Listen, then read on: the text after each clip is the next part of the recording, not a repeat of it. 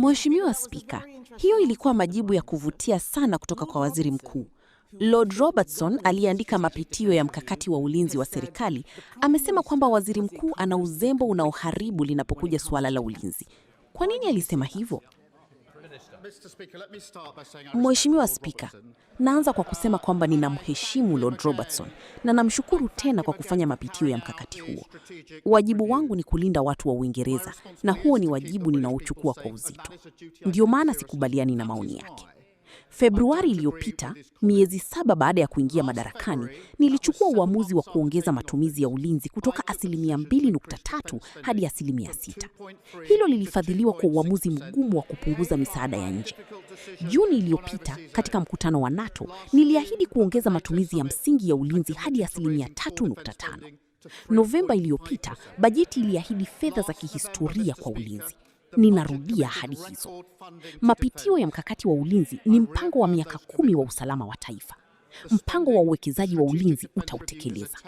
Utachapishwa haraka iwezekanavyo, lakini lazima tufanye vizuri. Tulirithi mipango isiyo na gharama sahihi wala uwezo wa kutekelezwa, na hatutarudia makosa hayo. Anasema hakubaliani na Lord Robertson, lakini Robertson ni aliyekuwa waziri wa ulinzi wa Labour na katibu mkuu wa NATO. Pia alisema, hatuko tayari vya kutosha, hatuna kinga ya kutosha, tunashambuliwa. Alisema usalama wa taifa uko hatarini na majeshi yamechoka yakisubiri serikali ifadhili mpango huo. Bado kuna wiki 2 kabla ya bunge kufungwa. Kwa nini waziri mkuu hataki kuchapisha mpango huo sasa? Mheshimiwa Spika, tumeweka ongezeko kubwa zaidi la muda mrefu la matumizi ya ulinzi tangu vita baridi. Hii ina maana tutatumia pauni bilioni 270 katika kipindi hiki cha bunge. Hii ni pauni bilioni 5 zaidi mwaka huu, na matumizi yataendelea kuongezeka kila mwaka. Haya ni maamuzi ya serikali ya Labour. Tofauti ni wazi. Walipoingia madarakani matumizi yalikuwa 2.5. Walipoondoka yakawa 2.3. Jeshi lilikuwa askari 100,000, likashuka hadi 72,000. Walipunguza meli za kivita na vifaa vingine vikubwa. Anazungumza kuhusu ongezeko, lakini kusema si sawa na kutekeleza. Wanajeshi na sekta ya ulinzi wanataka kuona hatua, si lawama kwa serikali zilizopita. Aliahidi mpango huu uchapishwe Vuli iliyopita, lakini hadi sasa hakuna. Kuna nini kinachochelewesha? Mheshimiwa Spika, huu ni ukaguzi wa kwanza wa kina wa bajeti ya ulinzi kwa miaka 18. Lazima ufanywe vizuri. Kuhusu masuala mengine, alitaka tuingie vitani haraka bila kufikiria. Tulikataa kufanya hivyo tangu mwanzo. Baadaye alibadilisha msimamo wake. Sasa anasema alimaanisha tu msaada wa maneno. Huo si uongozi wa kweli. Aache kupotosha. Tuzungumzie kile ambacho hafanyi. Nilitoa ushirikiano kutafuta akiba kwenye matumizi ya ustawi ili kufadhili ulinzi, lakini alikataa. Sasa kwa kuwa Lord Robertson amesema hatuwezi kulinda nchi kwa bajeti ya ustawi inayoongezeka, je, waziri mkuu atabadilisha msimamo wake? Mheshimiwa Spika, tunarekebisha mfumo wa ustawi na tunaongeza matumizi ya ulinzi. Upande wa pili hawakufanya lolote kati ya hayo. Bajeti ya ustawi iliongezeka sana wakati wao. Sasa tunarekebisha, lakini wao walipinga. Kuchukua ushauri wao ni kama kumuuliza Liz Truss jinsi ya kupunguza riba ya mkopo wa nyumba. Hii ni dhaifu sana. Huu ni wakati wa uzito mkubwa wa kitaifa, lakini wanacheka na kufanya mambo yasiyo na maana.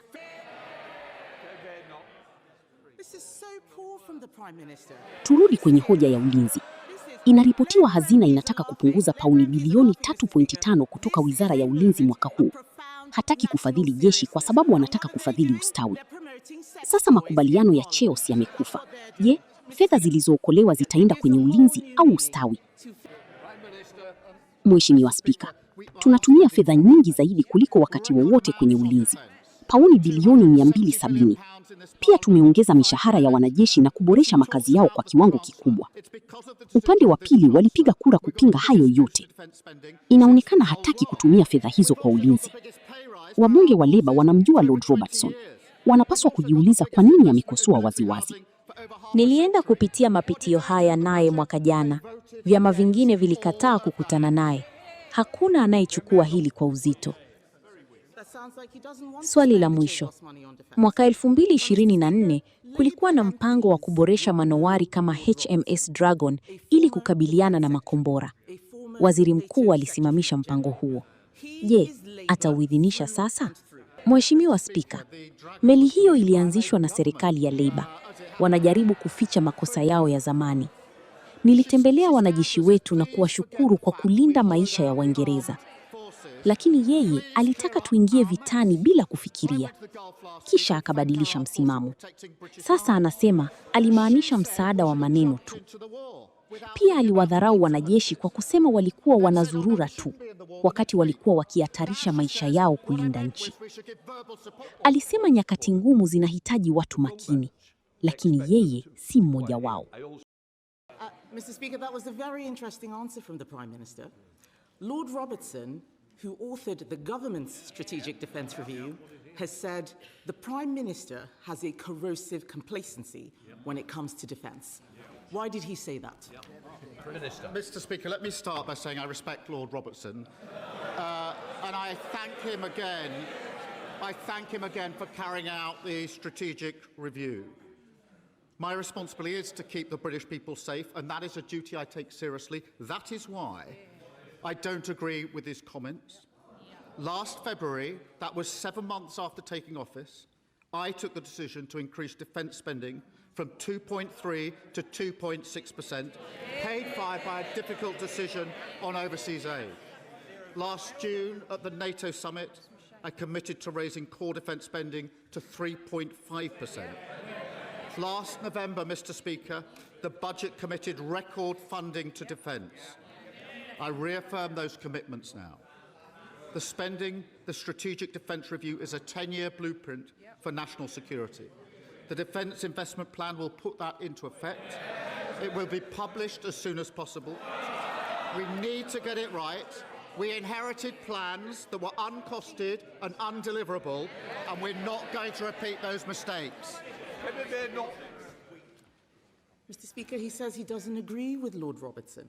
Lord Robertson is a former Labour Defence Secretary, a former NATO Secretary General.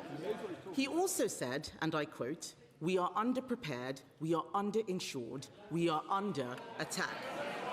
He said... Order. Sorry? Yeah.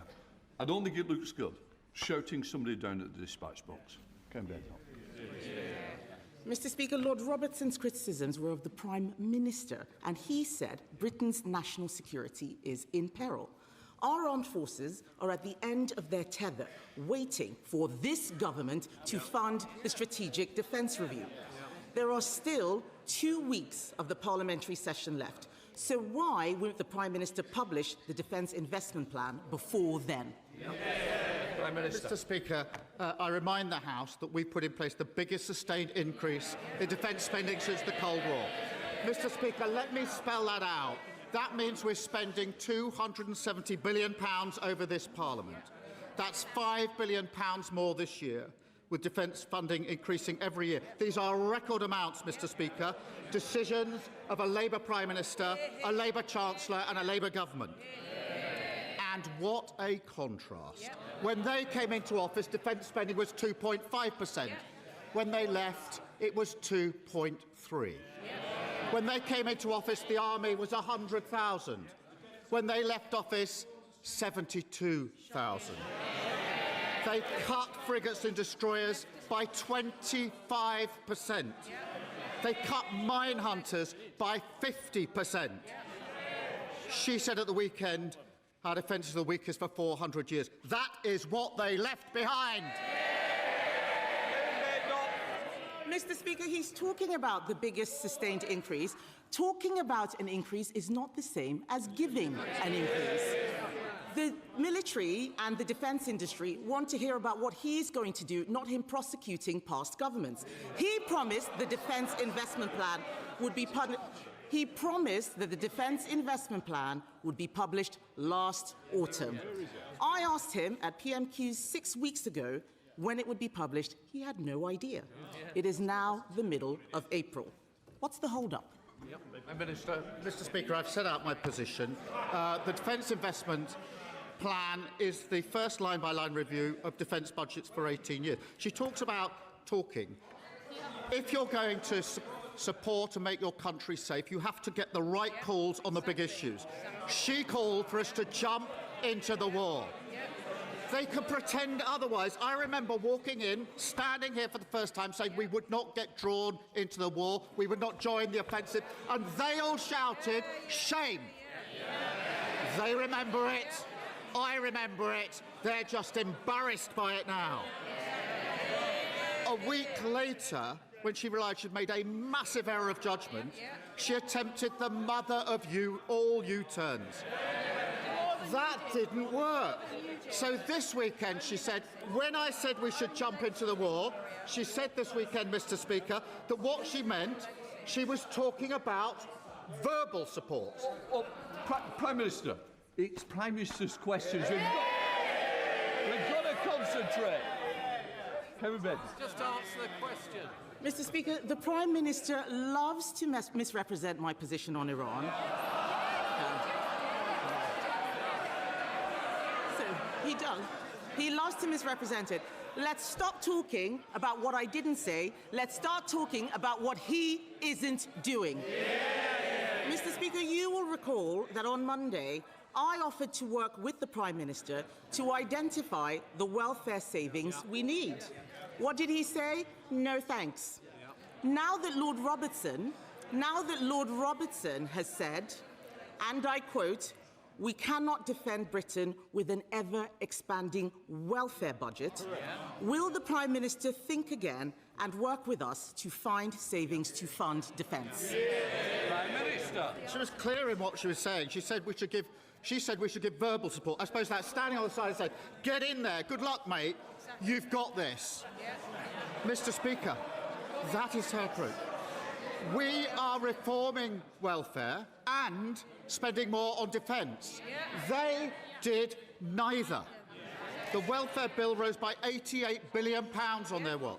It soared by £33 billion under the shadow Chancellor's watch. We're fixing it. What did they do? They voted against it. They voted to keep the broken system. So taking advice from the party opposite on reforming welfare and defence spending is like asking Liz Truss how to keep your mortgage down. This is so poor from the Prime Minister.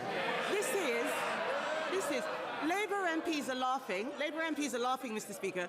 This is a moment of profound national seriousness. And what are they doing? They're promoting sex toys in Parliament. That's what they're doing. Mr. Speaker, it gives a whole new meaning to fiddling while Rome burns. Mr. Speaker, that's what they're doing, Mr. Speaker. Let's get back to the issue of the Defence Investment Plan and defence spending. It is being reported that the Treasury is asking the MOD to make £3.5 billion worth of cuts this year. He won't fund our military because he wants to fund more welfare. That's why he has a welfare plan to 2031, but no defence investment plan at all. Now that the Chagos surrender deal is dead, will the Prime Minister put the billions saved from ditching Chagos into defence, or is that going into welfare as well? Prime Minister. Mr. Speaker, we are spending more on defence. Record amounts on defence. £270 billion in this Parliament, £5 billion extra. And she talks about the Chancellor. It's because of the decisions of this Chancellor we've got the biggest boost to defence spending since the Cold War. We've also got the biggest pay rise for our armed forces for over 20 years. We've also got the biggest investment in military housing for over half a century.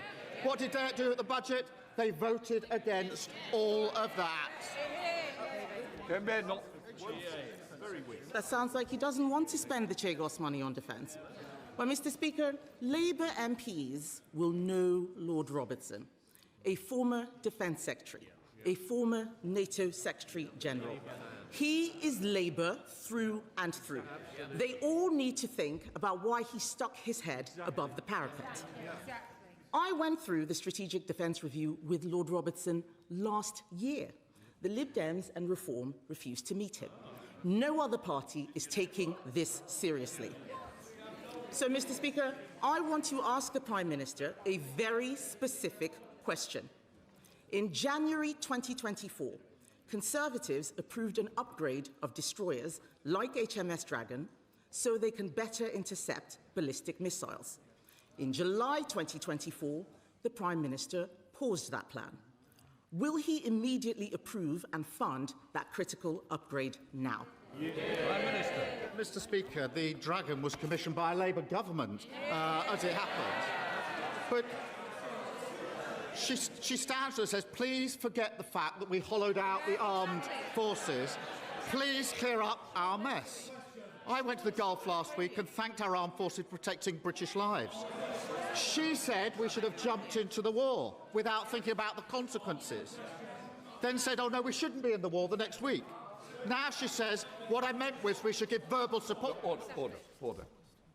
The front bench, I expect them to be quiet here. I also expect it, but it's the same people. I suspect next week you won't be in for PMQs if it carries on. Prime Minister. In addition to saying her position is we should just say to Americans, get in there, she insulted our armed forces, Mr. Speaker, saying that they were just hanging around. These were pilots who, within 2 hours of this conflict, were up, risking their lives, taking missiles out of the sky, and she insulted them, and she's never apologised for that. She said a few weeks ago that serious times call for serious people. She is not one of them. Ian Byrne.